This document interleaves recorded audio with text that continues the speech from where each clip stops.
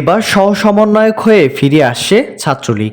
এতদিন বিভিন্ন রূপে ছাত্রলীগের ফিরে আসা নিয়ে ট্রল হলেও এবার সত্যি সত্যি এমন ঘটনাই ঘটেছে।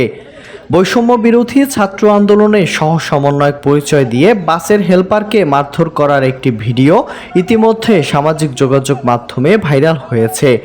ভাইরাল ভিডিওতে সমন্বয়ক পরিচয় দিয়ে বাসের হেলপারকে মারধর করেছে এক যুবক। পরবর্তীতে সহ সমন্বয়ক পরিচয় দেওয়া ওই যুবকের নাম জানা যায় তৌসিফ শাকিল। তিনি জগন্নাথ বিশ্ববিদ্যালয়ের রসায়ন বিভাগের 2018-19 শিক্ষাবর্ষের শিক্ষার্থী। তবে এ নিয়ে সামাজিক যোগাযোগ মাধ্যমে নিন্দার শিকার হচ্ছেন বৈষম্য বিরোধী ছাত্র আন্দোলনের নেতৃত্ব দেয়া সমন্বয়ক সহ সাধারণ শিক্ষার্থীরা।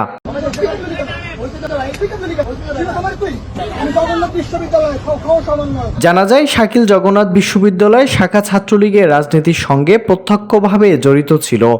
সর্বশেষ বিশ্ববিদ্যালয়ের উত্তরণ বাস কমিটির সভাপতির পদ বাগিয়ে নেয় ছাত্রলীগ পরিচয় দিয়ে।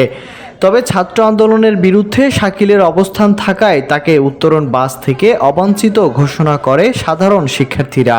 এদিকে সমন্বয়ক পদ থেকে পদত্যাগ করেছেন সকল শিক্ষার্থী। তারা সকলে সাধারণ শিক্ষার্থী পরিচয় দিচ্ছেন। সামাজিক যোগাযোগ মাধ্যমে ছড়িয়ে পড়া ওই ভিডিওতে দেখা যায় বাসের একজন হেলপারকে মারধর করার পর শাকিল বলেন, আমি জগন্নাথের সহ সমন্বয়ক, আমাকে চিনিস? 1 মিনিট 17 সেকেন্ডের ভিডিওতে শাকিল পুরোটা সময় জুড়ে মারমুখী অবস্থায় ছিল। তবে জগন্নাথ বিশ্ববিদ্যালয় সহ সমন্বয়ক নামে কখনোই কোনো ধরনের পদ ছিল না বলে নিশ্চিত করেন আন্দোলনে নেতৃত্ব দেয়া একাধিক সমন্বয়ক। গত 29 জুলাই 17 সদস্য বিশিষ্ট যে সমন্বয়ক পরিষদ গঠন করা হয় তাতেও নাম নেই এই শাকিলের। ছাত্রলীগ ফিরছে সহ সমন্বয়ক হয়ে। এবার অপেক্ষার পালা, আবারও ছাত্রলীগ কোন রূপে ফিরে আসে।